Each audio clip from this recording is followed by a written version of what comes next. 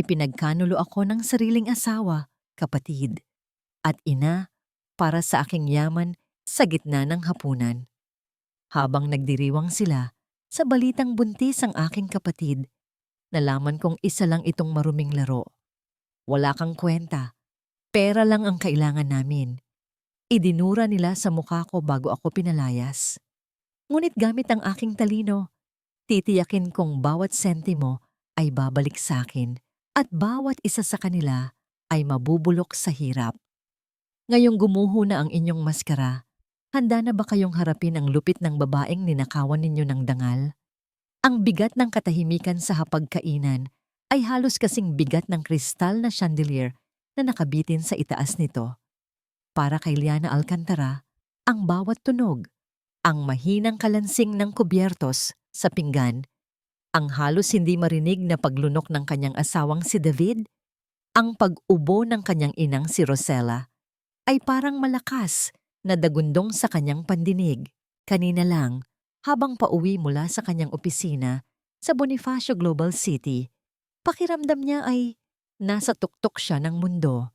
Bilang Chief Financial Officer ng isang malaking korporasyon, sanay siyang magpatakbo ng mga pulong, mag-analisa ng milyon-milyong pisong transaksyon, at magbigay ng mga utos na sinusunod ng walang tanong. Ang kanyang pangalan, Liana Alcantara, ay may bigat sa mundo ng pananalapi. Ngunit dito, sa loob ng sarili niyang pamamahay sa Quezon City, sa harap ng kanyang pamilya, pakiramdam niya ay isa lamang siyang piyesa sa isang larong hindi niya maintindihan. "Kumain ka pa, Liana," basag ni Rosella sa katahimikan. Ang boses nito ay pilit na pinapakalma, ngunit may bahid ng pag-iinip. "Kanina ka pa walang imik. Napapagod ka na naman ba sa trabaho mo?" Ngumiti si Liana, isang ngiting hindi umabot sa kanyang mga mata. "Medyo marami lang pong iniisip, ma." "Hay nako," bumuntong hininga si Rosella at bumaling sa nakababatang kapatid ni Liana na si Katrina. "Tingnan mo itong si Katrina. Simple lang ang buhay pero masaya. Marunong mag-asikaso ng bahay, iyan ang dapat sa isang babae." Naramdaman ni Liana ang pamilyar na kirot sa kanyang dibdib, paulit-ulit na lamang. Kahit gaano kataas ang kanyang narating, sa mata ng kanyang ina, palagi siyang may pagkukulang kumpara sa simpleng si Katrina. Yumuko na lamang siya at tinusok ang kanyang pagkain. "Ma, tama na yan." Saway ni David, inaabot ang kamay ni Liana mula sa kabilang dulo ng mesa. Ang pagkakahawak nito ay mainit, ngunit para kay Liana, ito'y naging manhid. Pagod lang talaga si Liana. Ngumiti si Katrina, isang ngiting nagpapakita ng pagkainosente, ngunit sa mata ni Liana, may iba itong kahulugan. "Okay lang po, ma. Alam ko namang mahal ako ni ate." Natahimik muli ang lahat. Pinilit ni Liana na tapusin ang kanyang pagkain, ninanais na lamang na matapos na ang gabing ito. Ngunit tila may ibang plano ang tadhana. Matapos ang hapunan, habang nag-aayos sila ng mga pinagkainan, biglang tumayo si David. Ang kanyang mukha ay seryoso. Isang ekspresyong bihirang makita ni Liana sa kanyang karaniwang masayahing asawa. Sumunod si Katrina, ang mga matay nakatungo sa sahig. "Liana, may kailangan kaming sabihin sa inyo." Simula ni David, napahinto si Liana sa kanyang ginagawa. Ang puso niya ay nagsimulang kumabog ng mabilis. May mali. May napakasamang mangyayari. Huminga ng malalim si David pagkatapos ay hinawakan ng kamay ni Katrina. Ang simpleng gesturang iyon ay parang isang punyal na bumaon sa puso ni Liana. Nag-angat ng tingin si Katrina at sa kanyang mga mata ay may luha. "Liana, patawarin mo sana kami," sabi ni David. Ang boses ay nanginginig. "Nagmamahalan kami ni Katrina." Ang mga salita ay lumutang sa hangin. Parang huminto ang pag-ikot ng mundo. Tiningnan ni Liana ang magkahawak na kamay ng kanyang asawa at ng kanyang kapatid. Pagkatapos ay ang mukha ng kanyang ina na hindi nagpapakita ng anumang pagkagulat. Tila alam na nito. Tila siya na lang ang walang alam. "Ano?" Iyon lang ang salitang nagawang lumabas sa kanyang bibig. Biglang lumuhod si David sa harap niya. Ngunit hindi ito pagluhod ng pagsisisi. Ito ay pagluhod ng isang taong humihingi ng pabor. Hindi namin sinasadya, Liana. Nangyari na lang. Patawarin mo kami. Pero may isa pa. Humikbi si Katrina. Mula sa kanyang bulsa, dahan-dahan niyang inilabas ang isang maliit na piraso ng papel.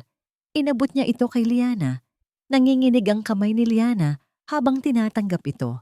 Isang sonogram, isang maliit na imahe ng isang buhay na nabubuo. Buntis ako, ate. Umiiyak na sabi ni Katrina. At si David ang ama. Bagsak ang mga balikat ni Liana. Nabitawan niya ang papel. Ang lahat ng lakas sa kanyang katawan ay tila hinigop.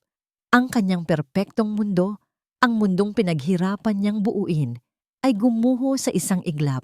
Tiningnan niya ang kanyang ina. Umaasang makakita ng simpatiya, ng pagdamay. Ngunit ang nakita niya ay isang malamig at determinadong tingin. Lumapit si Rosella sa kanya, hindi para yakapin siya, kundi para magbigay ng isang hatol. Tiningnan siya nito ng diretso sa mata. Walang bahid ng pag-aalala para sa nararamdaman niyang sakit at sinabi ang mga salitang tuluyang dudurog sa kanyang puso. Anak, alang-alang sa magiging apo ko, ibigay mo na sa kanila ang bahay na ito. Walang tunog. Matapos umalis ni Rosella at Katrina, na iniwan si David upang kausapin ang kanyang asawa, ang tanging natira sa malawak na sala ay ang nakabibinging katahimikan. Si David ay nanatiling nakatayo roon, hindi makatingin ng diretso sa kanya.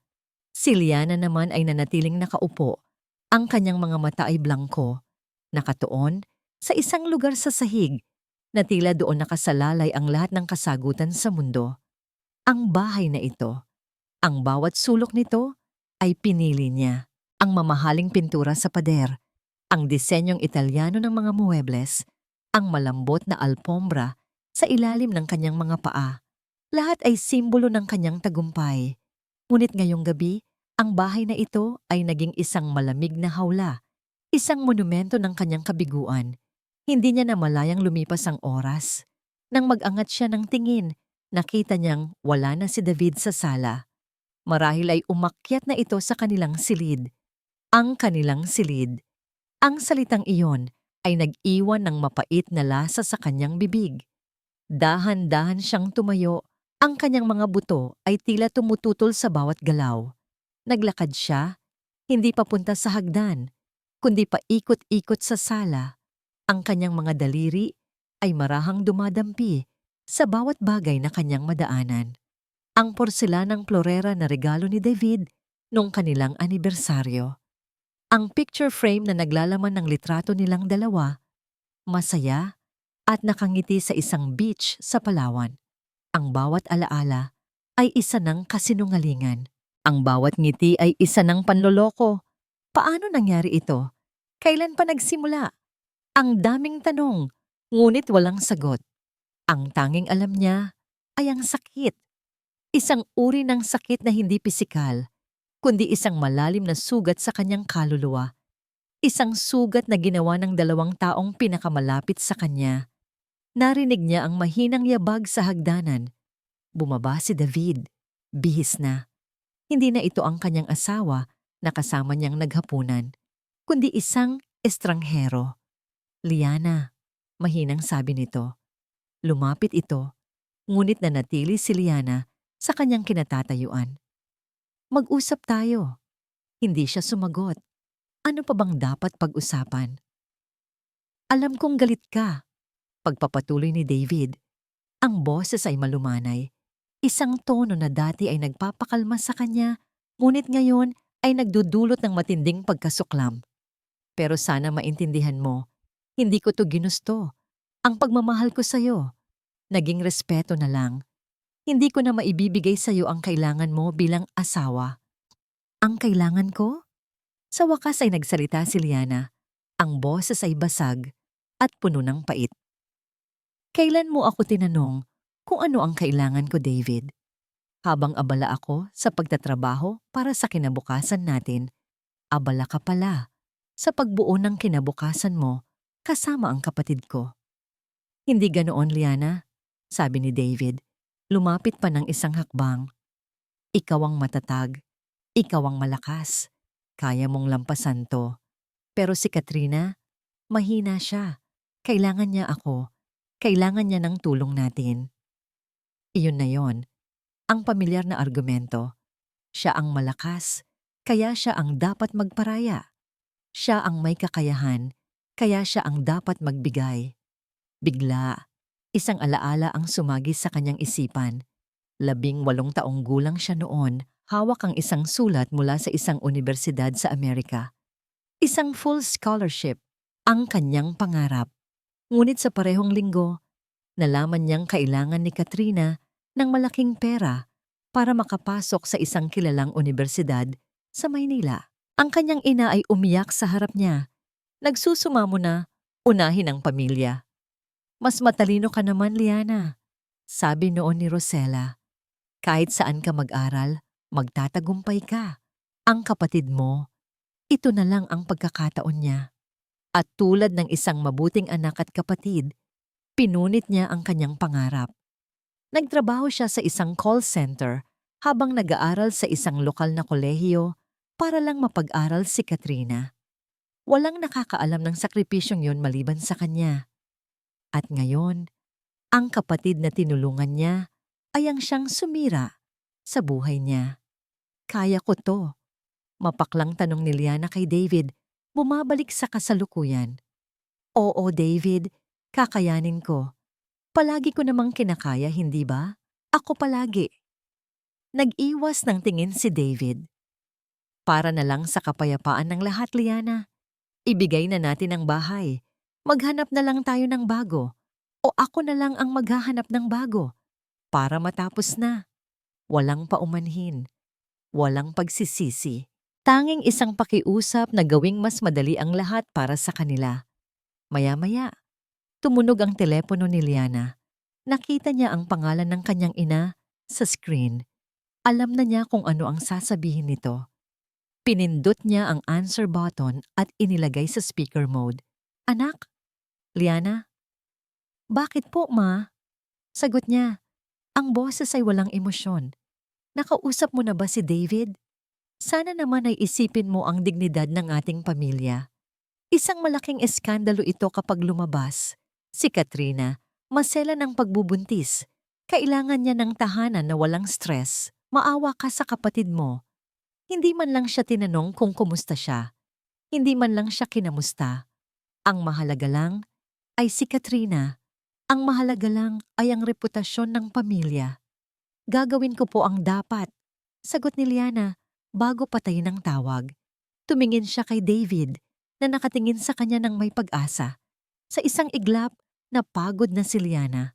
Pagod na siyang lumaban. Pagod na siyang maging malakas. Baka nga ito na ang pinakamadaling paraan. Ang sumuko. Sige, sabi niya. Ang salita ay tila lason sa kanyang dila. Aalis ako. Ibibigay ko sa inyo ang bahay. Nakita niya ang mabilis na pagliwanag sa mukha ni David. Isang ngiti ng tagumpay. Salamat, Liana. Alam kong maiintindihan mo. Hindi na siya sumagot. Tinalikuran niya ito at naglakad papunta sa kanyang maliit na home office. Kailangan niyang maghanap ng bagong matutuluyan. Kailangan niyang mag-ayos ng kanyang mga gamit. Umupo siya sa harap ng kanyang laptop. Binuksan niya ito, ang isip ay blanko.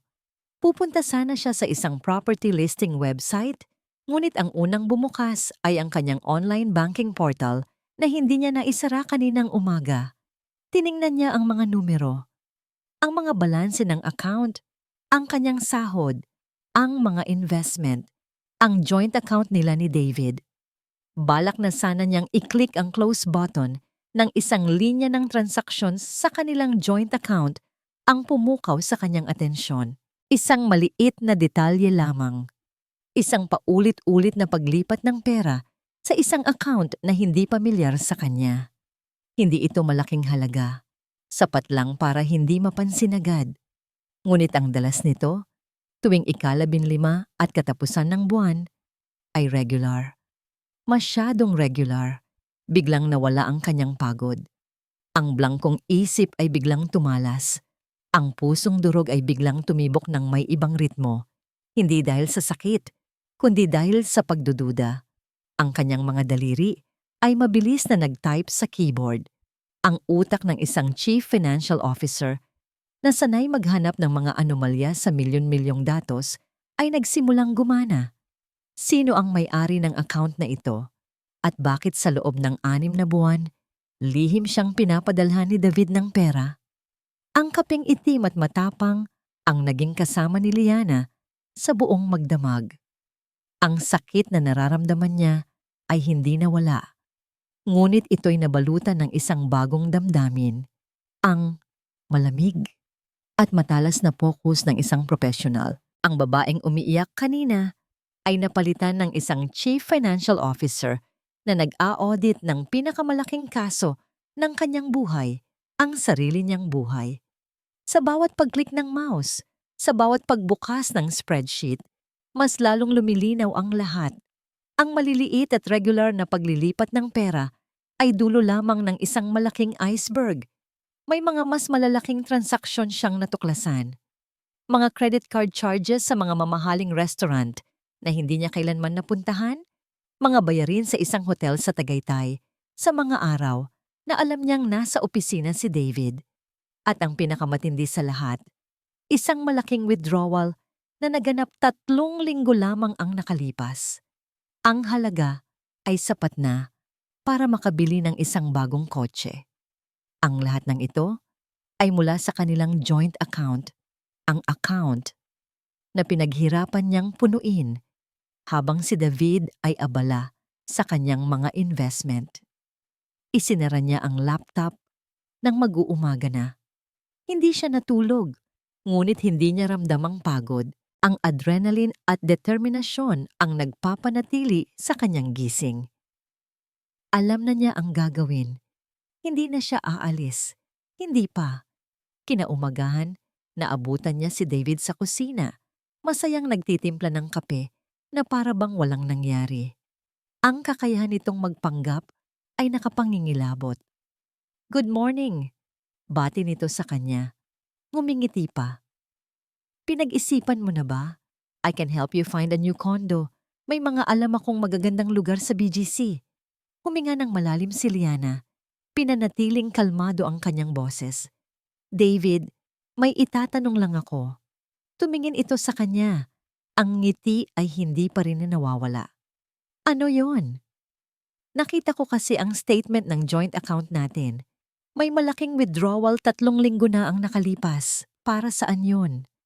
Sa isang saglit, nakita ni Liana ang bahagyang pagbabago sa mga mata ni David. Isang kislap ng gulat.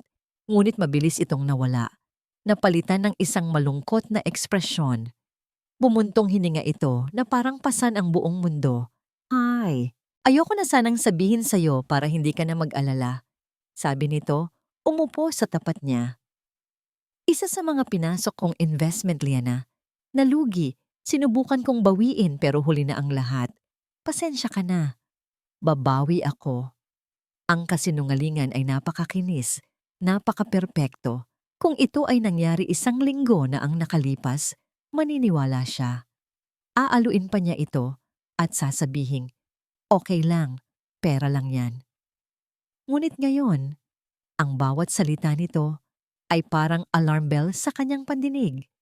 Ang dali niyang nauto. Ang tagal niyang naging bulag. Ngumiti na lamang si Liana. Isang pilit na ngiti. "Ganoon ba? Sige, okay lang." "Salamat," sabi ni David. Tila nakahinga ng maluwag. "So tungkol sa bahay, pag-iisipan ko pa." Putol ni Liana bago tumayo. "Kailangan ko nang mag-asikaso para sa trabaho." Sa loob ng banyo, habang umaagos ang tubig mula sa shower, hindi luha ang pumatak mula sa kanyang mga mata. Sa salamin, nakita niya ang isang babaeng pagod, pero determinado. Tapos na ang pagiging biktima. Panahon na para lumaban. Pagdating sa opisina, hindi mga report ng kumpanya ang una niyang binuksan.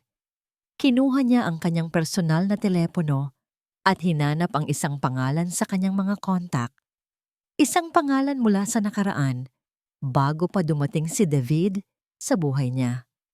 Rafael Raf Gomez, ang dati niyang kaibigan at kasama sa debates team noong kolehiyo na ngayon ay isa ng magaling na abogado.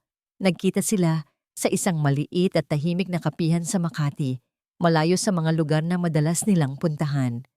Si Raf, na may matalas na mga mata at seryosong tindig, ay nakinig ng mabuti habang isinasalaysay ni Liana ang lahat.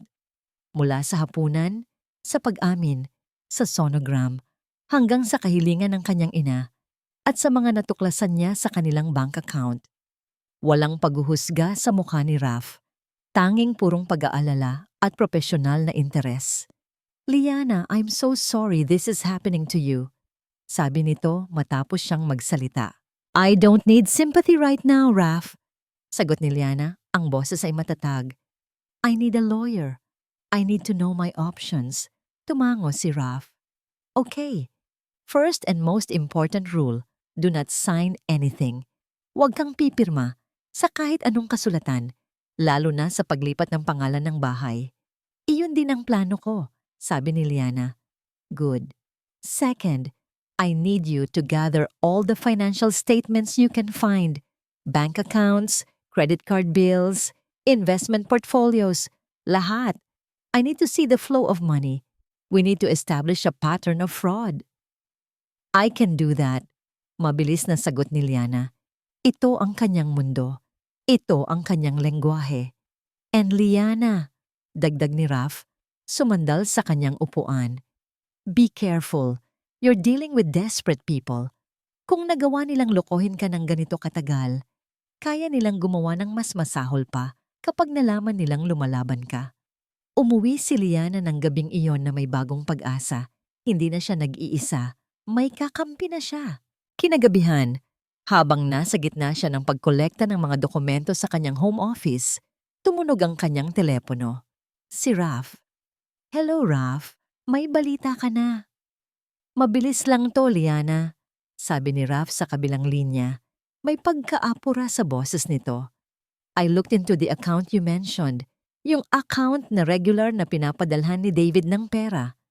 Biglang bumilis ang tibok ng puso ni Liana. "Kaninong account yan?" Narinig niya ang pagbuntong hininga ni Raf sa kabilang linya na tila nag-aalangang sabihin ang susunod. "Liana, I looked into the account you mentioned. It's not a business account." "Then what is it?" tanong ni Liana. Ang kanyang mga daliri ay humigpit sa pagkakahawak sa telepono. "It's a personal account under the name of..." Huminto si Raf ng isang segundo. Isang segundong parang isang oras. Rosella Santos, ang pangalan ng sarili niyang ina. Pagkababa ng telepono, hindi gumalaw si Liana. Ang mga dokumentong nakakalat sa kanyang lamesa ay tila nawalan ng kabuluhan. Ang pagtataksil ni David ay isang matalim na saksak. Ang pakikipagsabwatan ni Katrina ay isa pang saksak sa likod. Ngunit ito ay ibang klase ng sakit. Ito ay ang pagkalas ng pundasyong kinatatayuan niya buong buhay niya. Ang kanyang ina, ang taong dapat ay una niyang takbuhan, ay kasama pala sa mga tumutugis sa kanya. Hindi na siya umiyak. Ang mga luha ay tila natuyo na, napalitan ng isang nagyayelong galit. Kinuha niya ang kanyang susi at walang imik na lumabas ng bahay. Kailangan niyang makita si Raf. Kailangan niyang makita ang pruweba. Sa opisina ni Raf, sa kabila ng 10 oras ng gabi, inilatag nito sa harap niya ang mga dokumento. Isang flowchart ang ginawa nila. Sinusundan ng bawat sentimong lumabas sa joint account nila ni David. Ang mga maliliit na halaga na regular na ipinapadala ay direktang pumapasok sa savings account ni Rosella. At ang malaking withdrawal 3 linggo na ang nakalipas, natunto nila ito. Ipinambayad ito sa utang sa credit card. Isang credit card na nakapangalan din kay Rosella Santos. Nalugi ang investment. Mapaklang bulong ni Liana sa sarili. Inaalala ang kasinungalingan ni David kaninang umaga. Ang investment pala ay ang pagliligtas sa kanyang biyenan mula sa pagkakautang. "This is a systematic depletion of your conjugal funds, Liana," Paliwanag ni Raf, ang kanyang boses ay seryoso. At dahil kasabot ang nanay mo, mas nagiging komplikado ito. Pwede nila itong palabasin na regalo o tulong na kusa mong ibinigay. Kailanman ay hindi ako pumayag, mariing sabi ni Liana. Kung humingi sila, marahil ay ibibigay ko. Pero ang kunin ito ng patalikod, iba na yon. I know, sagot ni Raf. Pero sa mata ng korte, you need to prove it. At sa ngayon, ang susunod mong hakbang ay kailangang maging maingat. Ngunit hindi na makapag-isip ng maingat si Liana. Ang kanyang puso ay nag-aapoy sa galit at pagkadismaya. Isang tanong lang ang paulit-ulit sa kanyang isip. Bakit? Nagpaalam siya kay Raf at nagmaneho. Hindi pa uwi, kundi papunta sa bahay na kinalakihan niya. Ang bahay ng kanyang ina. Naabutan niya si Rosella sa sala, nanonood ng teleserye, na para bang isa lang itong ordinaryong gabi. Nang makita siya nito, bahagya itong nagulat, ngunit agad ding nakabawi. Liana, anak, napadalaw ka. Gabi na sabi nito. Pinapatay ang telebisyon. Hindi umupo si Liana. Nanatili siyang nakatayo sa may pintuan, ang kanyang postura ay matigas. Ma, kailangan nating mag-usap. Tungkol saan? Tanong ni Rosella. Nagkukunwaring walang alam. Tungkol sa pera na tinatanggap niyo mula kay David, mula sa account namin. Nakita ni Liana ang pagbabago sa mukha ng kanyang ina, na wala ang pagkukunwari, napalitan ng depensa. Yun ba? Bakit? Anong problema doon? Anong problema? Hindi makapaniwalang tanong ni Liana. Ma? Kinuha niyo ang pera namin nang hindi ko alam. Hindi ko kinuha. Mabilis na sagot ni Rosella. Tumataas na ang boses. Kusang ibinigay sa akin ni David. Nakita niya ang aking paghihirap. Hindi tulad ng iba dyan na sarili lang ang iniisip. Hindi ako nagkulang sa pagtulong sa inyo, ma. Talaga ba, Liana? Tumayo si Rosella. Ngayon ay galit na rin. Ang dami-dami mong pera. Nag-uumapaw ang yaman mo. Ano naman itong kaunting tulong na ibinigay ng asawa mo sa kanyang biyenan? Ipagkakait mo pa ba yon? Napakamapagkwenta mo naman. Ang mga salita ay tumama kay Liana na parang sampal. Siya pa ang masama. Siya pa ang makasarili. Hindi ito tungkol sa halaga, ma. Tungkol ito sa pagtitiwala. Bakit hindi kayo nagsabi sa akin? Halos pasigaw na, sabi ni Liana. At ano? Upang isumbat mo sa akin habang buhay? Upang ipamukha mo na utang ko sa iyo ang lahat? Habang nasa gitna sila ng mainit na pagtatalo, bumukas ang pinto at pumasok si David, kasunod si Katrina. Tila galing sila sa labas. Agad na nagbago ang eksena. Ma, anong nangyayari dito? Tanong ni Katrina. Ang kanyang mga mata ay nanlalaki habang nagpapalipat-lipat ang tingin sa kanila. Liana, anong ginagawa mo? Sabi ni David. Ang tono ay puno ng pagsaway. Lumapit ito agad sa tabi ni Rosella na tila ito ang kailangang protektahan. Pinapaiyak mo si Mama. Itong ate mo. Sumbong ni Rosella, ang boses ay nagiging paawa. Sinusumbatan ako dahil sa kaunting perang ibinigay mo sa akin. Parang hindi niya ako ina. Lumapit si Katrina kay Rosella at niyakap ito. Ate, tama na. Baka mapaano si Mama. Tandaan mo, may sakit siya sa puso. Biglang naramdaman ni Liana na siya ang kontrabida sa sarili niyang drama. Silang tatlo, ang kanyang ina, kapatid, at asawa, ay isang solidong pader na imposibleng gibain. Siya ang tagalabas.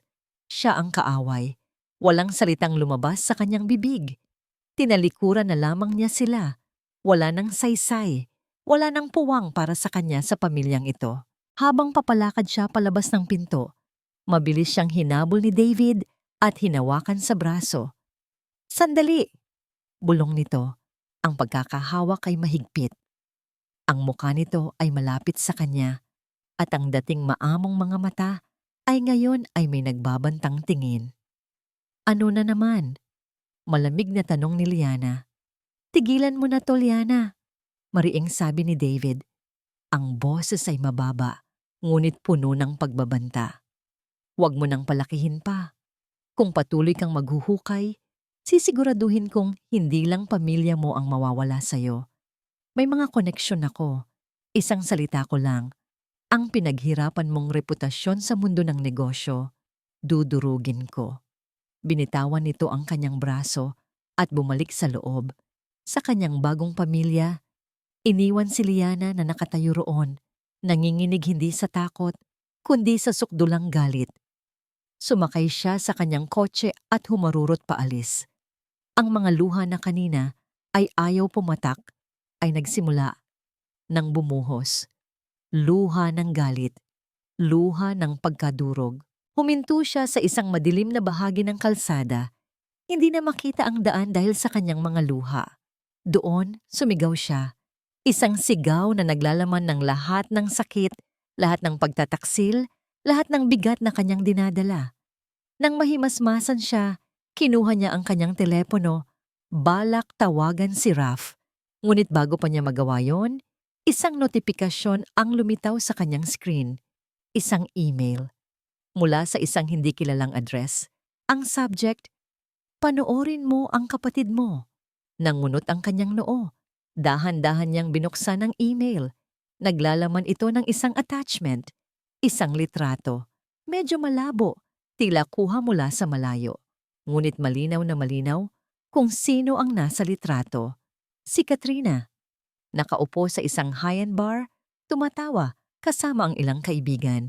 At sa kanyang kamay, hawak niya ang isang baso ng kung anong alak, isang matamis at makulay na cocktail. Ang larawan sa screen ng kanyang telepono ay tila isang mapanuksong palaisipan. Isang buntis na babae na ayon sa kanyang ina ay may maselang pagbubuntis, ay masayang umiinom ng cocktail sa isang bar. Paulit-ulit na tinitigan ni Liana ang imahe. Ang bawat detalye, ang pagkakangiti ni Katrina, ang tatak ng alak sa baso, ang petsa na nakatatak sa digital file ng email, ay tila sumisigaw ng isang salita. Kasinungalingan. Ang galit na naramdaman niya kanina sa harap ng kanyang ina at asawa ay unti-unting napalitan ng isang malamig at gumagapang na hinala. Hindi na ito simpleng pagnanakaw ng pera at asawa. May mas malalim, mas kalkulado, at mas masalimuot na nangyayari. Imbes na umuwi, nagmaneho si Liana pabalik sa BGC, ang kanyang opisina sa ika-35 palapag na may tanawin ng kumikinang na syudad, ang kanyang naging kanlungan. Dito, siya ang may kontrol. Dito, malinaw ang kanyang pag-iisip. Ang una niyang ginawa ay i-forward ang email kay Raf. Ilang minuto lang ang lumipas, tumawag ito. Nakita ko na, Liana, sabi ni Raf. This is interesting, but it's not enough. Pwede niyang sabihin na non-alcoholic yan. We need something more concrete. I know, sagot ni Liana. Ang boses ay determinado. Kaya kailangan ko ng tulong mo. I need a private investigator. The best you know. Kinabukasan, sa isang di kilalang restaurant, ipinakilala ni Raf si Liana kay Mang Tony, isang dating pulis na ngayoy isa ng private investigator. Si Mang Tony ay isang tahimik na lalaki na may mga matang tila nakikita ang lahat. Ipinakita ni Liana ang litrato ni Katrina. Kailangan kong malaman ang lahat ng ginagawa niya, sabi ni Liana. Ang boses ay walang emosyon. Saan siya pumupunta? Sino ang mga kasama niya? At higit sa lahat, gusto kong malaman kung saang ospital siya nagpapa-check up. I want details. I want proof. Tumangulang si Mang Tony, kinuha ang litrato at umalis. Sa pag-alis nito, naramdaman ni Liana na gumulong na ang unang bato sa kanyang planong pagganti. Ngunit hindi niya inaasahan na ang kalaban ay may sarili ring plano. Tanghali na nang mangyari ang unang pag-atake. Nasa kalagitnaan si Liana ng isang mahalagang pulong kasama ang board of directors nang pumasok ang kanyang sekretarya, ang Mukay Balisa. Ma'am Liana, sorry to interrupt but Your sister is here. She is making a scene. Nangunot ang noo ni Liana. Nagpaalam siya sa board at mabilis na lumabas. At doon, sa gitna ng abalang opisina, sa harap ng lahat ng kanyang empleyado, nakita niya si Katrina. Umiiyak ito. Nakahawak sa kanyang tiyan na bahagyang umuumbok. Ang itsura niya ay kahabag-habag. Ate! Sigaw ni Katrina nang makita siya. Sapat na para marinig ng lahat. Ate, parang awa mo na. Huwag mo kaming palayasin. Kahit para na lang sa pamangkin mo. Lahat ng mga empleyado ay napahinto sa kanilang ginagawa. Ang mga bulungan ay nagsimula na parang apoy na kumakalat sa tuyong damo. Naramdaman ni Liana ang pag-init ng kanyang pisngi. Ito ang kanyang teritoryo, ang kanyang kaharian. At dito mismo siya inatake sa paraang hindi niya kayang labanan, ang public humiliation. Katrina, pumasok ka sa opisina ko. Dito tayo mag-usap. Mahinahon, ngunit mariing sabi ni Liana. Ayoko ate. Baka kung anong gawin mo sa akin. Lalo pang lumakas ang iyak ni Katrina. Gusto ko lang namang maging masaya. Bakit ipinagkakait mo sa akin to? Ang mga tingin ng kanyang mga kasamahan ay puno ng awa. Awa para kay Katrina. At para sa kanya, puno ito ng paghuhusga. Si Liana Alcantara, ang matigas at walang pusong CFO na inaapi ang sariling buntis na kapatid. Perpekto ang pagkakaarte. Walang nagawa si Liana, kundi ang talikuran ito. At bumalik sa kanyang opisina, iniwan ang kanyang sekretarya para asikasuhin ang problema.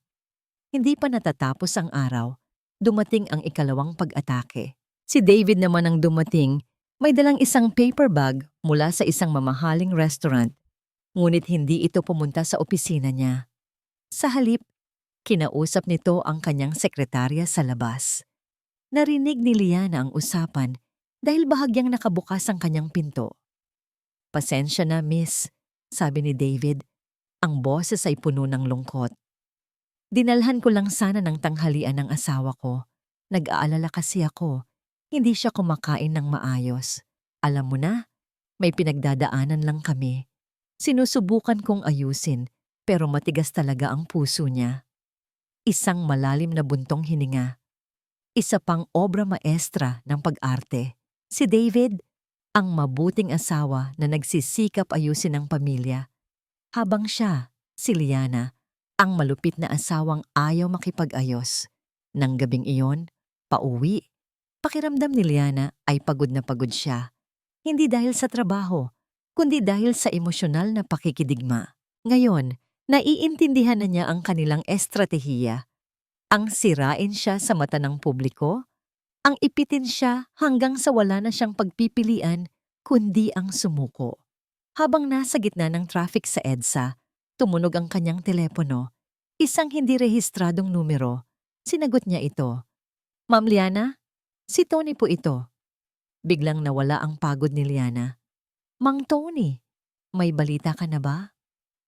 Opo ma'am, sinundan ko po ang kapatid niyo buong araw, sabi ng investigador. At may kakaiba po akong napansin. Hindi po siya pumunta sa St. Luke's o sa Medical City o sa kahit anong malaking ospital. Saan siya pumunta? Tanong ni Liana. Sa isang maliit na klinik lang po sa may bandang Pasig. Halos hindi na nga po makita ang pangalan. Medyo tagong lugar. Isang maliit na klinik para sa isang maselang pagbubuntis. Isa na namang pulang bandila ang itinaas sa isip ni Liana. Sige Mang Tony, ipagpatuloy mo lang. I-update mo ako sa lahat. Sabi ni Liana bago ibaba ang tawag. Ilang minuto pa lang ang lumilipas. Nag-vibrate muli ang kanyang telepono. Isang text message mula kay Mang Tony. Ma'am, may ipapadala po ako sa inyo. Kuha ko lang po kanina bago siya umalis sa klinik. Sumunod ang isang video file. Pinindot ni Liana ang play. Ang video ay medyo nanginginig. Kuha mula sa loob ng isang sasakyan. Nakatayo sa labas ng klinik si Katrina. Ngunit hindi siya nag-iisa. May kausap itong isang lalaking nasa mid-40s, nakasuot ng puting uniforme na parang sa doktor. At hindi sila nag-uusap ng mahinahon. Sila ay nagtatalo. Hindi marinig ang kanilang sinasabi, ngunit kitang-kita sa galaw ng kanilang mga kamay at sa ekspresyon ng kanilang mga mukha na mainit ang kanilang usapan. At pagkatapos, ang pinakakakaibang nangyari. Kumuha ng isang makapal na puting sobre si Katrina mula sa kanyang bag at halos padabog na iniabot sa lalaki. Kinuha ito ng lalaki, mabilis na tiningnan ang laman, bago tumango at mabilis na pumasok pabalik sa klinik. Ang video ay paulit-ulit na naglalaro sa isip ni Liana habang siya'y nagmamaneho pauwi.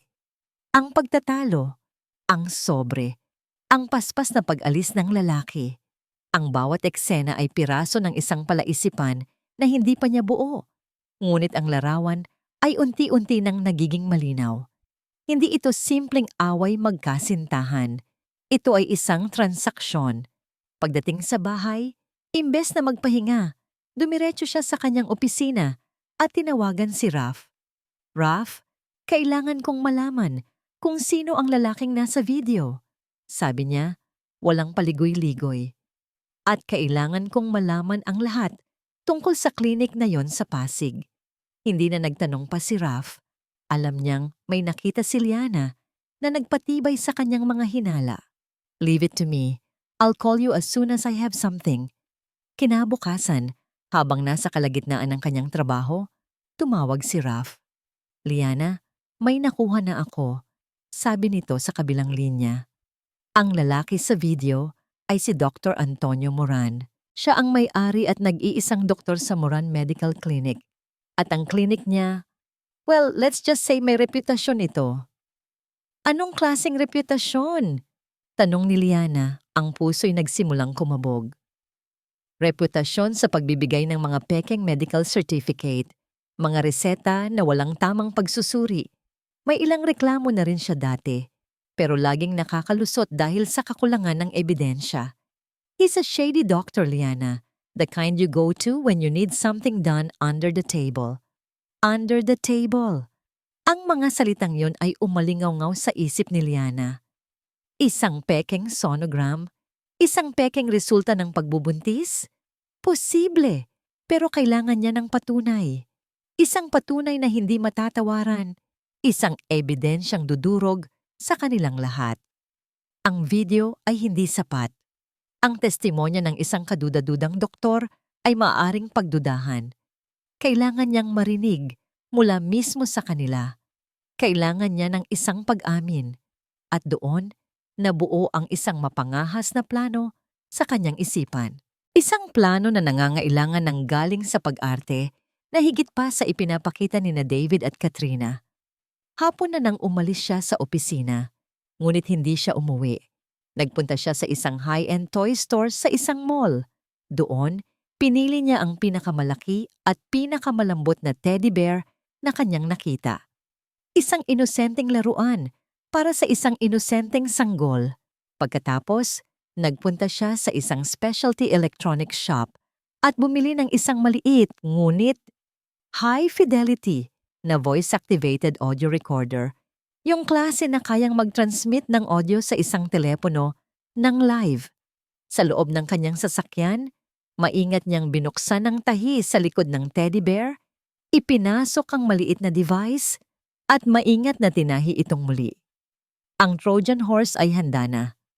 Huminga siya ng malalim bago tawagan ang kanyang ina. Pilit niyang ginawang malambing at bahagyang nanginginig ang kanyang boses, na para bang kagagaling lang sa pag-iyak. Hello, Ma? O Liana, bakit ka napatawag? Ang boses ni Rosella ay malamig pa rin, ngunit may bahid ng kuryosidad. Ma, pasensya na po kayo sa inasal ko kagabi. Sabi ni Liana, pinipiga ang lahat ng kanyang galing sa pag-arte.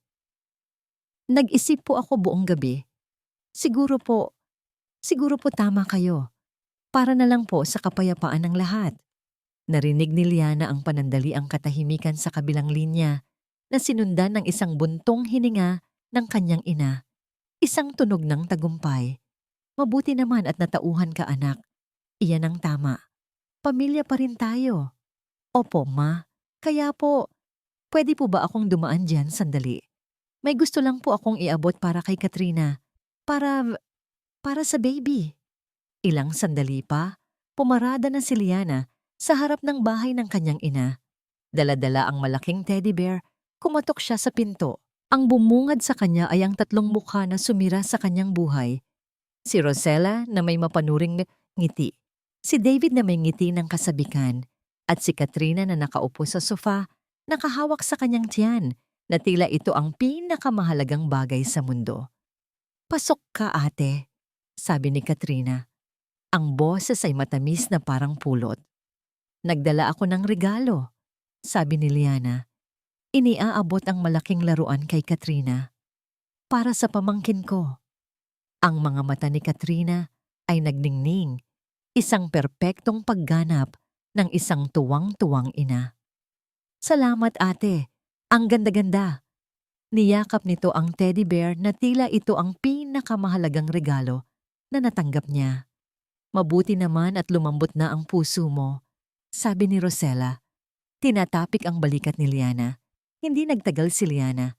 Ang bawat segundo sa loob ng bahay na yon ay parang isang pagtitiis. Ang bawat pekengaw, ang ngiti at salita ay nagpapakulo ng kanyang dugo.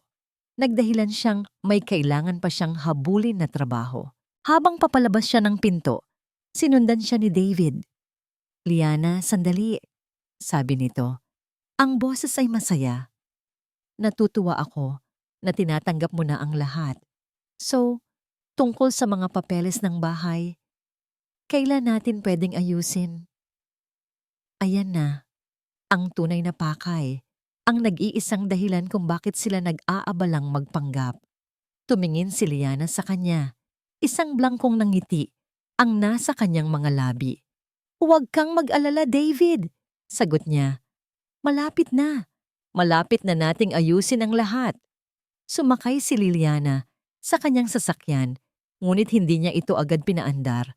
Ipinart niya ito sa isang kanto kung saan hindi siya makikita mula sa bahay. Kinuha niya ang kanyang telepono at isinuot ang kanyang earphones. Binuksan niya ang application na konektado sa listening device. Sa simula, tanging mga mahihinang kaluskos at ang tunog ng telebisyon ang kanyang naririnig. Lumipas ang 10 minuto, 20, 30. Nagsimula na siyang kabahan. Baka masyadong mahina ang device. O baka naman natuklasan nila ito. Nang akma na sana niyang ititigil, biglang may naririnig siyang malinaw na boses.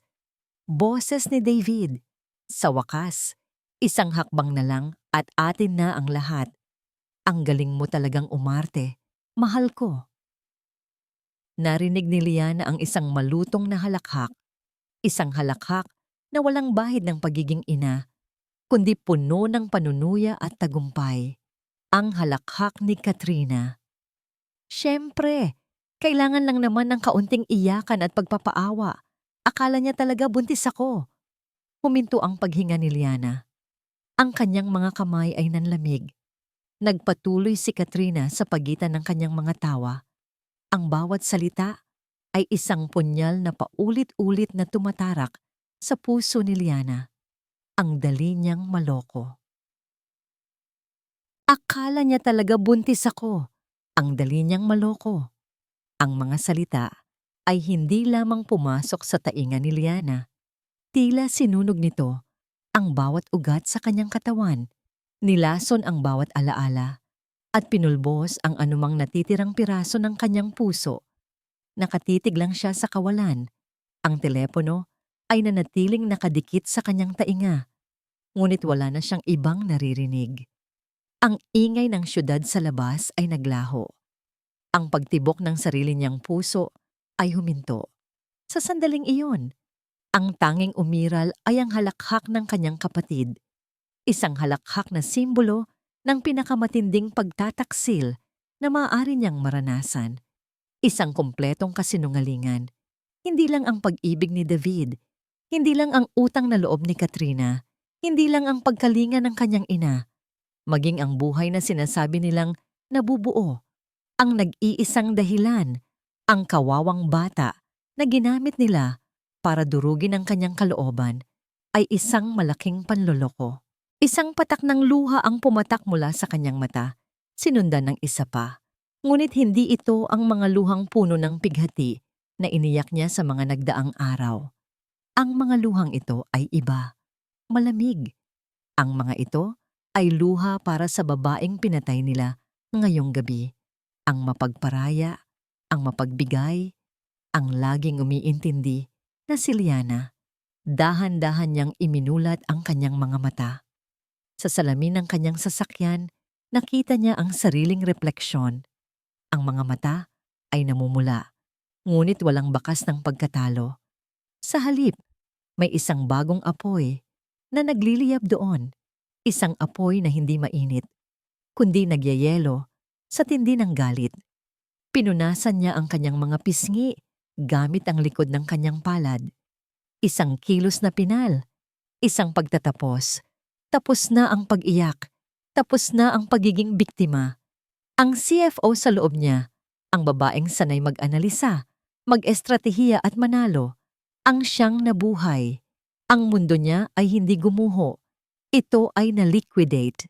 At ngayon, oras na para sa isang bagong investment, ang paghihiganti. Kinuha niya ang kanyang telepono. Hindi na nanginginig ang kanyang mga kamay. Bawat kilos niya ay may bigat at katiyakan. Idinayal niya ang numero ni Raf. Liana, nasaan ka? May narinig ka ba? Tanong ni Raf, baka sa boses ang pag-aalala. Malinaw na narinig din nito ang lahat. Hindi sumagot si Liana sa tanong nito. Sa halip, isang maikli at malinaw na utos ang binitawan niya. Ang boses niya ay kalmado at malamig na parang yelo. It's time to go to war. Ilang sandali ng katahimikan ang sumunod sa kabilang linya. Bago sumagot si Raf, ang boses ay puno ng determinasyon. My office now. Sa loob ng opisina ni Raf, ang dating plano nila ay naging isang detalyadong blueprint para sa isang digmaan. Inilabas ni Liana ang isang whiteboard at nagsimulang magsulat na para bang nasa isang board meeting. Una, sabi niya, habang gumuguhit ng mga kahon at linya. Ang audio recording, ito ang ating alas. Kailangan nating i-secure ito bilang ebidensya. Ako na ang bahala dyan, sabi ni Raf. May mga paraan para ma-authenticate yan para magamit sa korte. Pangalawa, pagpapatuloy ni Liana. Ang pera. Kailangan nating mag-file ng court order bukas na bukas ng umaga para i-freeze ang lahat ng joint accounts natin. Hindi na sila pwedeng makakuha ng kahit isang sentimo. Noted. Third, si Dr. Moran. Kailangan nating makuha ang kanyang testimonya. Sa tulong ng video at audio recording natin, wala siyang magagawa, kundi makipagtulungan o harapin ang kasong medical malpractice at conspiracy. Ako ang personal na kakausap sa kanya, mariing sabi ni Raf. At panghuli, sabi ni Liana, huminto siya sa pagsusulat at humarap kay Raf, ang kanyang mga mata ay nagliliyab. Hindi lang ito tungkol sa pagbawi ng pera o ng bahay. Gusto kong makasuhan si David ng fraud at si Katrina. Gusto kong managot siya sa conspiracy. Gusto kong maranasan nila ang lahat ng sakit na ipinaranas nila sa akin. Tumango si Raf. Isang maliit na ngiti ng paghanga ang gumuhit sa kanyang labi. Consider it done. Pero paano natin sila mapapanatiling kampante habang inaayos natin ang lahat ng ito? Kapag nalaman nilang lumalaban ka, magtatago sila ng ebidensya. Isang malamig na ngiti ang sumilay sa mga labi ni Liana. Simple lang, ibibigay ko sa kanila ang gusto nila. Kinuha ni Liana ang kanyang telepono. Huminga siya ng malalim. Hinugot ang lahat ng emosyon ng pagkatalo na naramdaman niya sa mga nakaraang araw at ginamit ito bilang isang maskara. Idinayal niya ang numero ni David. Nang sagutin nito ang tawag, ang boses ni Liana ay bahagyang basag at puno ng pagod. David? Liana, saan ka galing? Nag-alala kami sa'yo. Ang boses ni David ay puno ng pekeng pag-aalala. Pagod na ako, David, sabi ni Liana. Hinayaang manginig ng bahagya ang kanyang boses. Pagod na akong lumaban. Tama na, panalo na kayo. Narinig niya ang mabilis na paghinga ni David sa kabilang linya. Isang tunog ng hindi makapaniwalang tuwa. Tita Liana, seryoso ka ba? Oo, sagot ni Liana. Gusto kong matapos na ang lahat. Mag-usap tayo. Magpatawag ka ng family meeting. Kahit bukas. Sa bahay. Isusuko ko na ang lahat. Pipirmahan ko na ang mga papeles sa harap ninyong lahat para wala nang masabi pa. Yes, Liana, salamat. Ito ang tamang desisyon.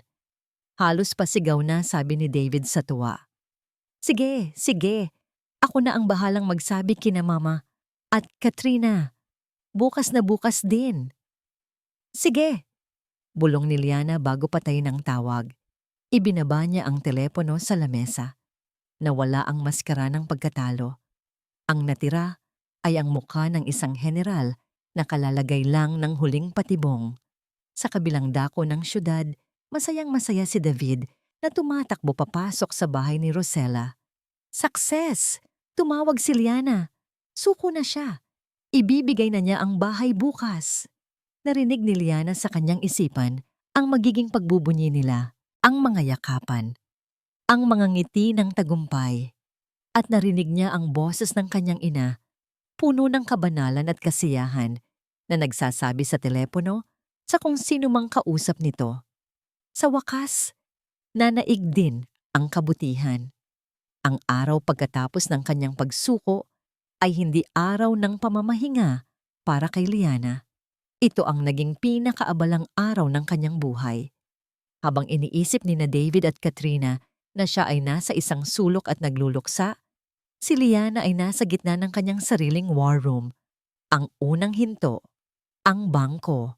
Kasama si Raf, hinarap ni Liana ang manager ng bangko sa isang malamig na conference room. Bilang isang kilalang CFO, iginagalang siya rito. Inilatag niya ang mga dokumento. Ang kanyang daliri ay mariing itinuturo ang bawat kahina-hinalang transaksyon. I need a complete forensic accounting of this joint account for the past 2 years. Utos niya, ang kanyang boses ay may autoridad na hindi matatawaran. I need to trace every peso that went into accounts under the names Rosella Santos, Katrina Santos, and any other associated accounts you may find. I have a court order right here to freeze all assets pending investigation for fraud. Ang bank manager, na nakikita ang determinasyon sa mga mata ni Liana at ang legal na dokumento sa kamay ni Raf, ay mabilis na tumango. Right away, Ma'am Alcantara, we will cooperate fully.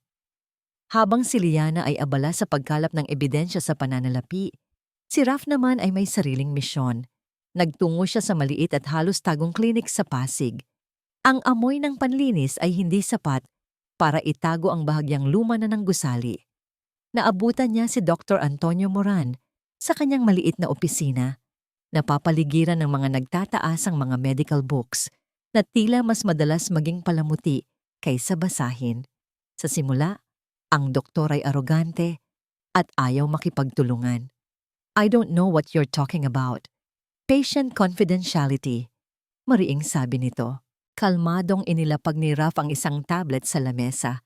Pinindot niya ang play, ang video ng mainit na pagtatalo ni Dr. Moran at Katrina sa labas ng klinik ay malinaw na ipinakita. Pagkatapos, inilabas ni Raf ang isang maliit na digital recorder. Akala niya talaga buntis ako. Ang dali niyang maloko.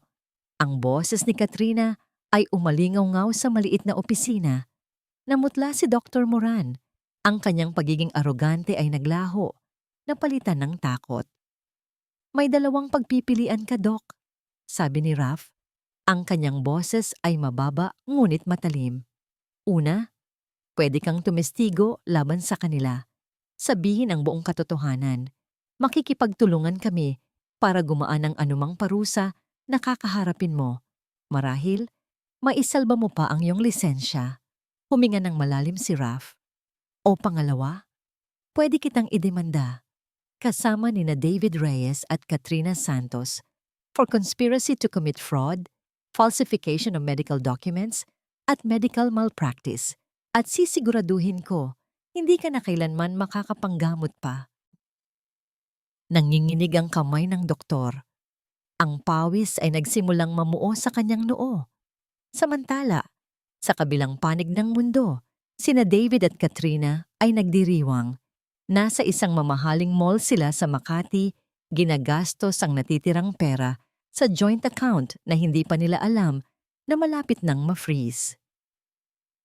Ano sa tingin mo, mahal? Bagay ba sa akin? Tanong ni David, ipinapakita ang isang gintong relos na nagkakahalaga ng 6 na buwan na sahod ng isang ordinaryong empleyado. Sobra! Tili ni Katrina habang isinusukat ang isang designer handbag. Pag nakuha na natin ang bahay, kailangan na nating palitan lahat ng gamit doon. Masyadong boring ang taste ni ate. Tama ka, sabi ni David. Niyakap si Katrina mula sa likod. Simula pa lang ito ng magandang buhay natin. Wala nang Liana Alcantara na magdidikta sa atin. Ang kanilang tawa ay umalingaw-ngaw sa loob ng butik, puno ng pagmamataas at kasakiman. Hindi nila alam, sa parehong mall, sa isang coffee shop sa ibabang palapag, ay nakaupo si Liana, naghihintay sa isang kliyente. Nagkataon lang, isang mapait na pagkakataon, nakita niya sila, ang kanilang mga ngiti, ang kanilang mga pinamili, ang kanilang paglalambingan. Dati, ang makita sila ng ganoon ay dudurog sa kanya. Ngunit ngayon, wala siyang naramdaman, kundi isang malamig na kapanatagan. Magpakasaya kayo, bulong niya sa kanyang isip. Pagbigyan ninyo ang lahat ng gusto nyo. Dahil bukas, babawiin ko ang lahat. Akma na sana siyang aalis nang makita siya ni Katrina. Nanlaki ang mata nito at siniko si David. Lumapit sila sa kanyang lamesa. Ang kanilang mga mukha ay may halong pagkagulat at pagtataka. Ate Liana, bati ni Katrina, pilit nang umingiti. Nandito ka pala. Tumayo si Liana. Ang kanyang mukha ay kalmado at ang kanyang nangiti ay payapa. Walang bakas ng galit, walang bahid ng sakit. Ang nakita lang nila ay isang babaeng tuluyan ng sumuko. Katrina, David, bati niya. Namimili kayo? Oo, para sa baby. Mabilis na sagot ni Katrina, hinihimas ang tiyan. Tumingin si Liana sa handbag na hawak ni Katrina. Maganda yan. Bagay sa'yo. Pagkatapos ay bumaling siya kay David. Ingatan mo ang kapatid ko, David. At ang pamangkin ko. Natulala ang dalawa sa kanyang reaksyon. Inaasahan nila ang galit, ang panunumbat, hindi ang pagtanggap. Ang kanyang kahinahunan ang pinakamahusay na sandata. Dahil dito, tuluyan na silang naging kampante. Wala na silang duda. Ang tagumpay ay kanila na. Nagpaalam si Liana at naglakad paalis. Nang makalayo siya, naramdaman niya ang pag-vibrate ng kanyang telepono. Isang text mula kay Raf. He's in. Pumayag na siya. Habang naglalakad si Liana palabas ng mall, ang mga ilaw nito ay tila lumiliwanag para sa kanya. Ang bawat hakbang niya ay mas magaan. Ang lahat ng piyesa ay nasa tamang lugar na. Nang gabing iyon, isang lalaking demotor ang huminto sa harap ng opisina ni Raf. Iniabot nito ang isang makapal na brown envelope. Pinabibigay ni Dr. Moran, sabi ng lalaki bago humarurot paalis. Binuksan ni Raf ang sobre. Sa loob, nakita niya ang lahat. Ang mga pekeng resulta ng laboratorio, ang mga pekeng reseta ng bitamina para sa buntis, at ang pinakamahalaga sa lahat, ang mga ginupit-gupit at pinagdikit-dikit na mga larawan ng ultrasound na may pangalan ni Katrina Santos na nakasulat sa ibabaw. Ang gabi, bago ang tinakdang pagsusuko, ay ang pinakatahimik na gabi sa bahay na yon sa loob ng mahabang panahon. Wala na ang bigat ng katahimikan na dulot ng tensyon. Napalitan ito ng isang malalim na kapayapaan na bumabalot sa buong kabahayan, isang kapayapaan na nagmumula mismo sa loob ni Liana. Ang lahat ng ebidensya ay nasa kamay na ni Raf. Ang mga bank statement, ang testimonya ni Dr. Moran, ang mga pekeng dokumento, at ang audio recording na siyang pinakamatibay na sandata. Handa na ang lahat. Ang kailangan na lang ay ang pagdating ng umaga. Sa halip na mag-empake, naglakad-lakad si Liana sa bawat sulok ng kanyang bahay. Hindi na niya ito tinitingnan bilang isang lugar ng mga nasirang pangarap, kundi bilang isang magandang alaala na handa na niyang iwanan. Hinaplos niya ang makinis na ibabaw ng grand piano sa sala, ang regalong pinag-ipunan niya para sa sarili noong una siyang ma-promote bilang CFO. Ngumiti siya. Ang piano ay mananatili sa kanya. Saan man siya magpunta. Ang bahay ay isang istruktura lamang.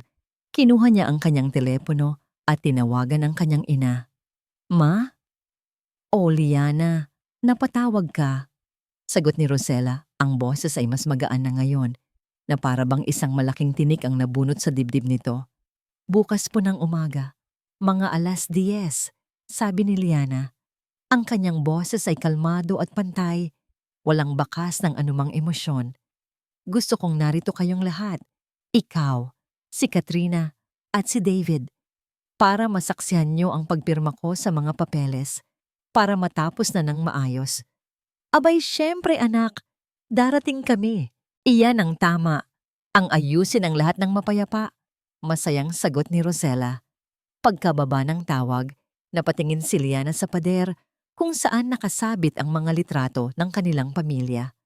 Mga larawan ng masasayang Pasko, mga kaarawan, mga pagtatapos. Lumapit siya at isa-isang ibinaba ang mga ito. Kinuha niya ang isang litrato. Siya at si Katrina, noong mga bata pa sila, magkaakbay at nakangiti. Naalala niya ang araw na yon. Isinuko niya ang paborito niyang manika para lang hindi umiyak si Katrina. Noon pa man, siya na ang laging nagpaparaya. Maingat niyang inilagay ang litrato sa loob ng isang kahon, kasama ng iba pa. Hindi niya ito pinunit. Hindi siya galit. Sa halip, naramdaman niya ang isang malalim na pagpapalaya. Tinatanggal niya ang mga ito sa pader hindi para burahin ang nakaraan, kundi para tanggapin na ang mga ngiting iyon ay bahagi na lamang ng isang kabanatang isasara na niya. Ang pagkatao niya ay hindi nakakulong sa mga frame na ito. Maya-maya, narinig niya ang pagbukas ng pinto. Si David, pumasok na may dalang isang folder. Ang kanyang mukha ay hindi maitago ang pananabik. Liana, sabi nito. Inilapag ang folder sa lamesa. Narito na ang mga dokumento mula sa abogado ko. Deed of sale, handa ng pirmahan. Tiningnan ni Liana ang mga papel. Pagkatapos ay tumingin siya ng diretso sa mga mata ni David. Ngumiti siya, isang ngangiting payapa na tila hindi abot isip ni David. Bukas, simpleng sabi niya. Sa harap ng lahat. Ang kanyang kalmadong pagkontrol ang siyang nagbigay sa kanya ng kapangyarihan. Si David, na sanay sa kanyang mga emosyonal na reaksyon, ay bahagyang natigilan bago tumango. Kontento na sa kasiguraduhan ng kanyang tagumpay. Nang makaalis si David, muling nag-vibrate ang telepono ni Liana. Si Raf. Everything is set, Liana, sabi nito. The documents from the bank arrived. The police have been notified about a potential fraud case and will be on standby nearby tomorrow morning. All you need to do is give the signal. Salamat, Raf. Sa lahat, sabi ni Liana. Just be strong, Liana. This will be the hardest part. I know, sagot niya. Pero ito rin ang magpapalaya sa akin. Kinabukasan, eksaktong 10:00 ng umaga, ang sala ni Liana ay puno na. Nandoon si Rosella, ang mukha ay nagliliwanag. Nandoon si Katrina, nakahawak sa kanyang tiyan na may pekeng pag-aalala. At nandoon si David, nakatayo sa tabi niya, hawak ang folder at isang mamahaling pluma. Si Raf ay nasa isang sulok, tahimik na nagmamasid. Ang kanyang presensya ay tila hindi napapansin ng tatlo. Ang kapaligiran ay puno ng kasabikan, ang kasabikan ng mga buwitre na naghihintay sa kanilang huling kain. Inilatag ni David ang deed of sale sa center table. Inabot niya ang pluma kay Liana. Ang kanyang nangiti ay matagumpay, halos mapang-asar. "Pirmahan mo na, Liana," sabi niya. Ang boses ay malambing ngunit may diin. Para matapos na ang lahat, kinuha ni Liana ang pluma. Naramdaman niya ang tingin ng lahat sa kanya. Ang pag-asa sa mga mata ni David, ang kasakiman sa mga mata ni Katrina, ang pagiging kampante sa mga mata ng kanyang ina. Tiningnan niya sila isa-isa.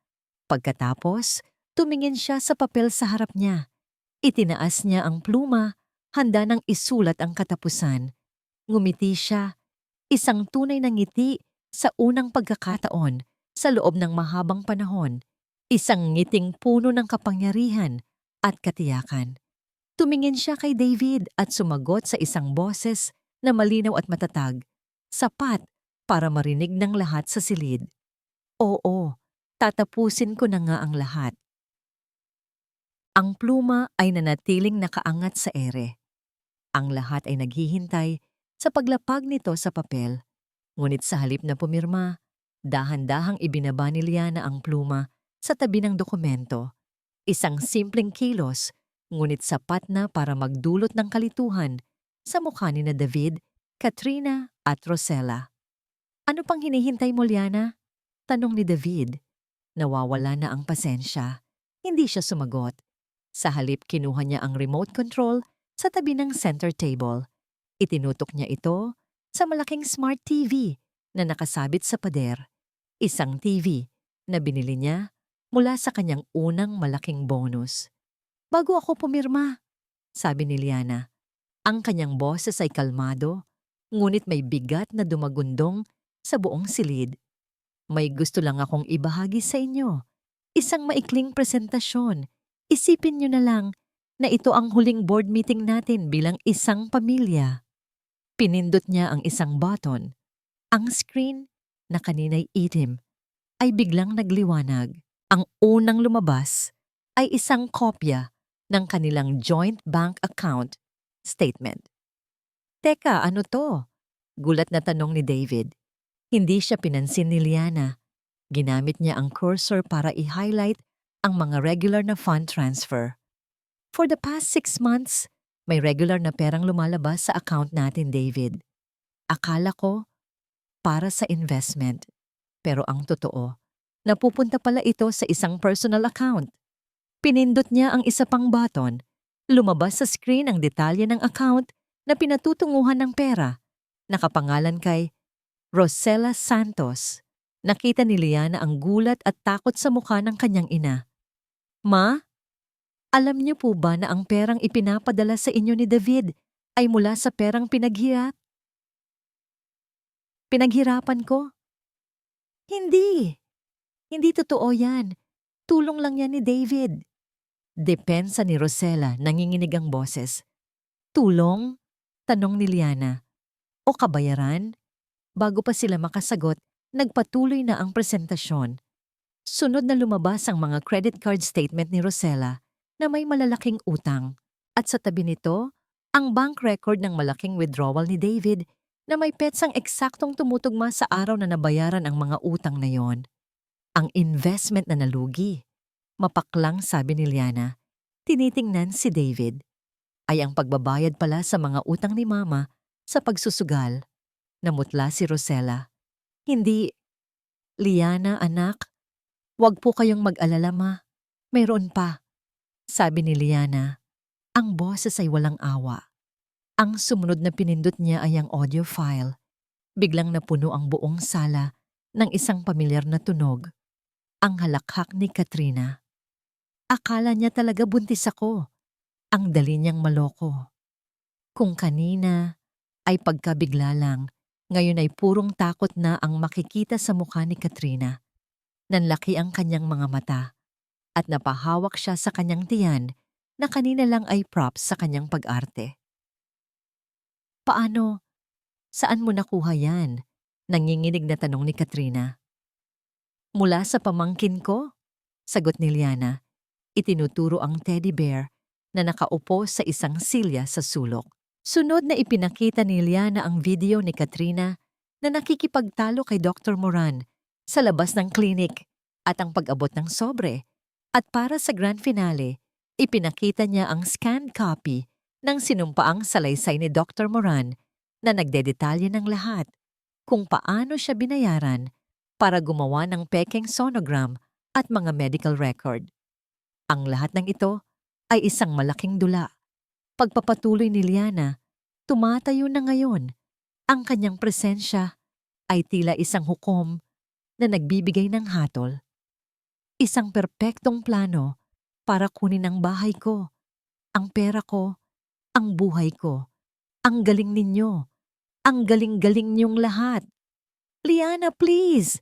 Patawarin mo na kami. Umiiyak na sabi ni David, akmang luluhod. Ngunit tinuro siya ni Liana. Huli na, David. Huli na para sa lahat. Nang mga sandaling iyon, bumukas ang pinto. Pumasok si Raph at sa likod niya ay 2 unipormadong pulis. David Reyes, sabi ng isang pulis, lumalapit. Inaaresto ka namin para sa kasong estafa at qualified theft through falsification of documents. Hindi! Hindi niyo pwedeng gawin to! Sigaw ni David, nagpupumiglas habang pinupusasan. Ang isa pang pulis ay lumapit kay Katrina na ngayon ay humahagulgol na sa sahig. Miss Santos, kailangan niyo pong sumama sa amin sa presinto para sa inyong statement. Nawalan ng kulay si Katrina. Tumingin siya sa kanyang ina, nagmamakaawa. Mama, tulungan niyo ako. Ngunit si Rosella ay nakaupo lang, tulala, nanginginig, hindi makapaniwala sa nangyayari. Ang kanyang perpektong plano, ang kanyang pagtatanggol sa kanyang kawawang anak, ay gumuho sa harap niya. Habang inilalabas ng mga pulis sina David at Katrina, ang bahay ay napuno ng kanilang mga sigaw at pag-iyak. Ngunit para kay Liana, ito ang pinakamagandang musikang narinig niya. Nang mawala na sila, tanging si Liana, Raph, at ang durog na si Rosella na lang ang natira. Naglakad si Liana palapit sa kanyang ina. Yumuko siya para maging magkapantay ang kanilang mga mata. Ang galit sa kanyang dibdib ay nawala na, napalitan ng isang malawak at malalim na kalungkutan. Ginawa ko ang lahat para sa pamilyang Toma, mahinang sabi ni Liana. Nagtrabaho ako, nagsakripisyo. Ibinigay ko ang lahat, pero kulang pa rin pala. Tumingin si Rosella sa kanya. Ang mga mata ay puno ng luha ng pagsisisi. Patawarin mo ako, anak. Patawad. Ang pagpapatawad, ma, ay hindi isang bagay na basta-basta na lang ibinibigay.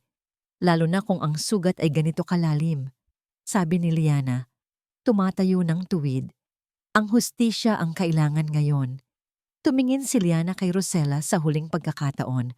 Ang tingin ng isang anak na tuluyan ng kumalas sa pag-asang mabubuo pa ang kanilang pamilya. Pagkatapos ay tinalikuran niya ito, iniwang mag-isa sa gitna ng sala na puno ng mga multo ng kanilang mga kasinungalingan. Lumabas si Liana ng silid. Narinig niya ang hagulgol ng kanyang ina sa likod niya. Hindi siya lumingon. Sa halip, humarap siya sa malaking bintana. Tinitingnan ang asul na langit sa labas.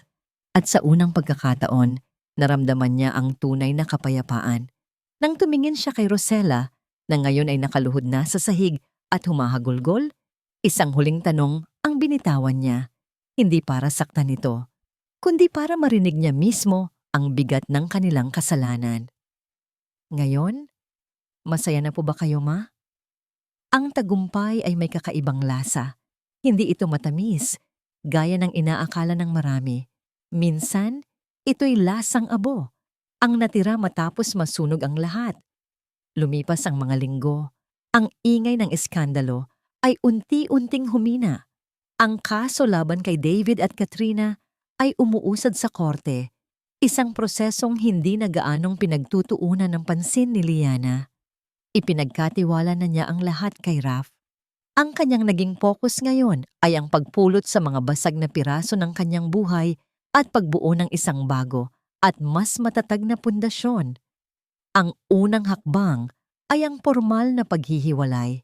Sa isang maliit at malamig na silid sa opisina ng abogado, muli silang nagkita ni David. Ang dating arogante at makisig na lalaki ay tila tumanda ng 10 taon. Payat ito, may malalalim na eye bags, at ang mga matay laging nakatungo sa sahig, walang salitaan, walang sumbatan. Tanging ang kaluskos lamang ng mga papel at ang mahinang boses ng abogado na nagpapaliwanag ng mga probisyon. Nang iabot sa kanya ang mga papeles para sa annulment, hindi nag-atubili si Liana. Ang kanyang pirma ay madiin at walang panginginig.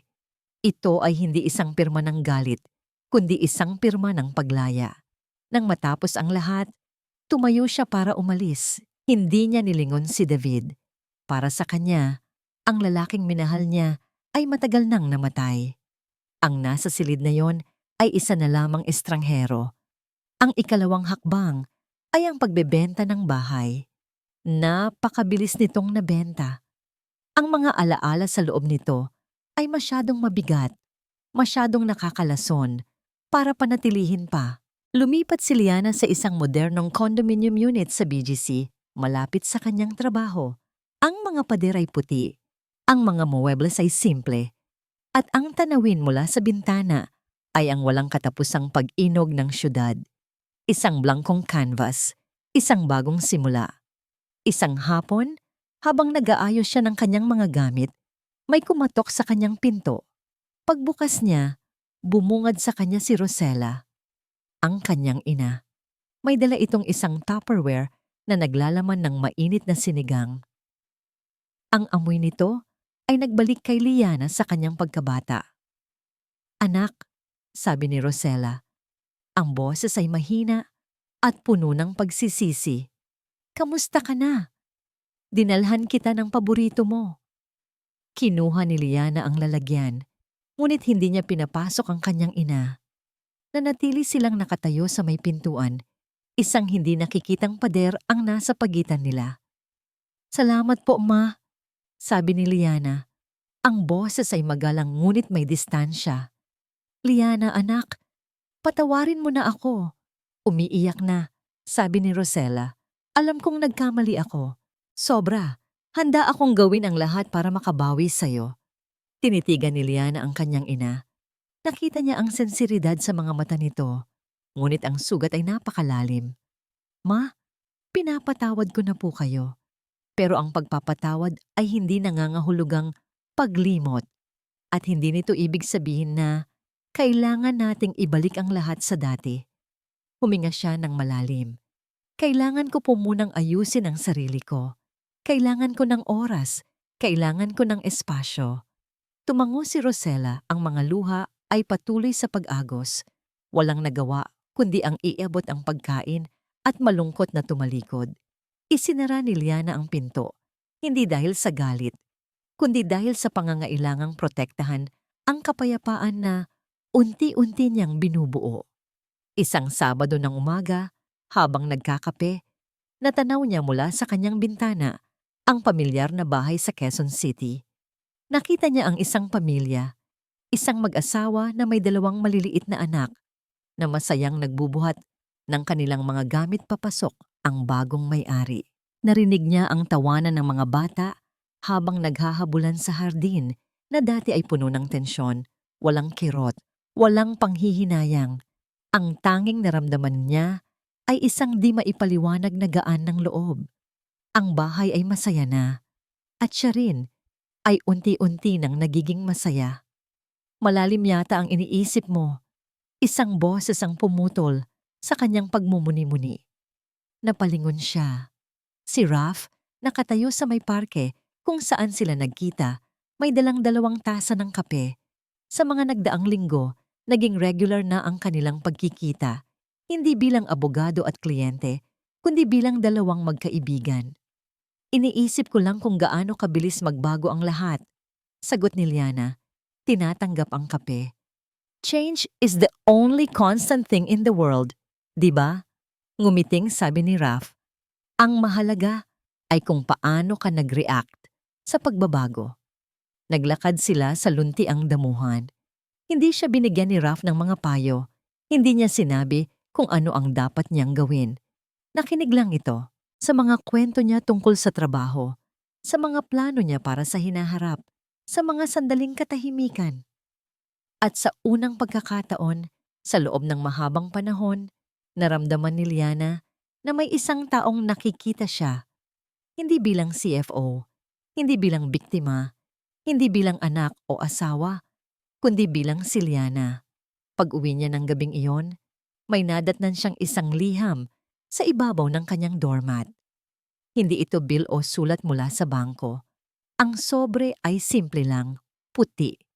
Ang sulat kamay ay pamilyar, pambabae, at bahagyang nanginginig. Walang return address, ngunit alam na alam niya kung kanino ito galing. Kay Katrina. Lumipas ang ilang buwan. Ang tag-ulan ay napalitan ng malamig na simoy ng Disyembre. Para kay Liana, ang pagbabago ng panahon ay sumasalamin sa pagbabago sa kanyang kalooban. Isang Biyernes ng hapon, habang tinatapos niya ang kanyang mga huling gawain sa opisina, pumasok ang kanyang sekretarya. Ma'am Liana, pina-remind lang po ng board na may emergency meeting po sila bukas ng umaga, Saturday. Noon ang Liana Alcantara na kilala ng lahat ay hindi mag-aatubiling sumagot ng, "Okay, I'll be there." Ang trabaho ang kanyang buhay. Ngunit ngayon, iba na. Tumingin siya sa kanyang kalendaryo. Nakasulat doon, First Mountain Climb. Isang bagay na matagal na niyang gustong gawin pero laging ipinagpapaliban. Pakisabi sa board. Sagot ni Liana. Isang maliit na ngiti ang gumuhit sa kanyang mga labi. I won't be able to make it. I have a prior commitment. Ang pagkagulat sa mukha ng kanyang sekretarya ay hindi matatawaran. Ngunit para kay Liana, ang simpleng pagtangging iyon ay isang malaking tagumpay. Natututo na siyang unahin ang kanyang sarili. Natututo na siyang mabuhay, hindi lang magtrabaho. Pag-uwi niya sa kanyang condominium, kinuha niya ang sobre na ilang linggo na ring nakatago sa isang drawer. Ang sulat mula kay Katrina. Huminga siya ng malalim at sa wakas ay binuksan ito. Ang sulat ay maikli lang, puno ng mga bura at mga patak na tila mula sa luha. Ate, alam kong walang anumang salita ang sapat para humingi ng tawad. Walang dahilan para sa ginawa ko. Ang inggit at kasakiman ang nagbulag sa akin. Sinira ko hindi lang ang buhay mo, kundi pati na rin ang buhay ko. Nasa probinsya ako ngayon. Sinusubukang magsimulang muli. Hindi ko hinihiling na patawarin mo ako. Siguro ang hinihiling ko lang ay, balang araw, mapatawad ko ang sarili ko. Sana maging masaya ka. Deserve mo yan, ate. Higit kanino man. Katrina. Tinupi ni Liana ang sulat at itinago ito sa pinakailalim ng kahon kung saan nakalagay ang mga lumang litrato nila. Hindi siya sumagot. Siguro, balang araw. Ngunit sa ngayon, ang katahimikan ay sapat na. Ang pagpapatawad ay isang mahabang proseso at ang unang hakbang ay ang pagpapatawad sa sarili. Isang bagay na pareho nilang kailangang pagdaanan. Magkahiwalay. Kinabukasan, sa halip na nasa isang malamig na boardroom, si Liana ay nasa paanan ng isang bundok. Pinapanood ang pagsikat ng araw. Ang hangin ay sariwa. Ang tanawin ay kahanga-hanga. Habang inaakyat niya ang matarik na daan, naramdaman niya ang pagod sa kanyang mga binti. Ngunit sa bawat hakbang, nararamdaman din niya ang paglakas. Ito ay isang pag-akyat na sumisimbolo sa kanyang pinagdaanan. Mahirap, nakakapagod, ngunit ang tanawin mula sa itaas ay sulit sa lahat ng paghihirap. Pagdating sa tuktok, umupo siya sa isang bato at tinitigan ng kalawakan. Naramdaman niya ang isang uri ng kalayaan na hindi pa niya naramdaman kailanman. Ang bigat sa kanyang dibdib na matagal niyang pinasan ay tuluyan ng naglaho. Nagtagal din ang kanyang relasyon sa kanyang ina sa isang estadong may distansya. Ngunit isang araw, nagpasya siyang tawagan ito. Nagkita sila sa isang parke, isang neutral na lugar. Ang kanilang usapan ay hindi pa rin madali. May mga ilangan pa rin. Ngunit sa unang pagkakataon, nagawa nilang mag-usap hindi bilang mag-ina na may samaan ng loob, kundi bilang dalawang babaeng parehong nasaktan at sinusubukang maghilom. Walang mga pangako, ngunit may isang sinag ng pag-asa na balang araw, ang mga basag na piraso ay maaaring mabuo muli, hindi man sa dating paraan, kundi sa isang bago at mas tapat na anyo. Nang gabing iyon, habang nakatayo siya sa kanyang balkonahe, tinatanaw ang mga kumikinang na ilaw ng syudad, tumunog ang kanyang telepono. "Si Raph, hello?" Sagot niya. "Nakita ko ang mga pictures mo sa social media. Mukhang nag-enjoy ka sa akyat mo ah." Sabi ni Raph, may ngiti sa kanyang boses. "Sobra," sagot ni Liana. Napangiti rin. "Ikaw, kamusta ang weekend mo?" "Masyadong tahimik. Wala akong kliyenteng tinutulungang magplano ng corporate warfare," biro nito. "Bukas, libre ka ba? Gusto mo bang magkape?" Isang simpleng tanong, isang simpleng imbitasyon. Dati, mag-iisip pa siya ng mga dahilan. Maraming trabaho, pagod, walang oras. Ngunit ngayon, ang sagot ay madali na lang. Tumingin si Liana sa malawak na kalangitan. Ang hinaharap ay hindi pa tiyak. Marami pang pagsubok, marami pang kabanata. Ngunit sa unang pagkakataon, hindi na siya natatakot. Handa na siyang harapin ang lahat, hindi bilang isang biktima o isang mandirigma, kundi bilang isang babaeng buo, malaya, at nagmamahal sa kanyang sarili. Ngumiti siya, isang nangiting totoo, mula sa puso. Bakit hindi?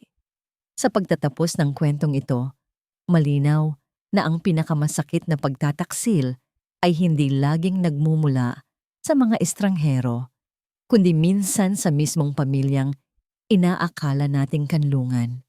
Ang sinapit ni Liana Alcantara ay isang mabigat na paalala na ang katahimikan at pagtitiis ay hindi kailanman solusyon kapag inaapakan na ang dignidad at pagkatao. Sa halip na tuluyang gumuho, pinili niyang gamitin ang talino, disiplina at lakas ng loob upang ibunyag ang katotohanan. Ang pagbagsak ng mga taong nagkunwari bilang pamilya ay patunay na ang kasamaan, gaano man katalino ang plano, ay may hangganan. At sa pagbangon ni Liana, ipinakita ng kwento na ang kabutihan at integridad ay may gantimpala. Minsan hindi agad, pero tiyak na darating.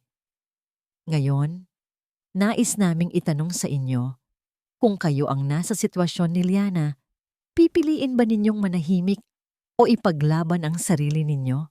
Naniniwala ba kayo na ang kalayaan at kapayapaan ay nagsisimula sa pagpapatawad sa sarili?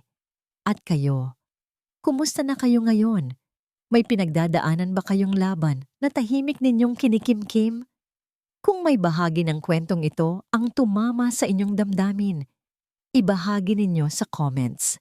Mahalagang mahalaga sa amin ang inyong boses at narito ang channel na ito para makinig, umunawa at sumuporta sa inyo.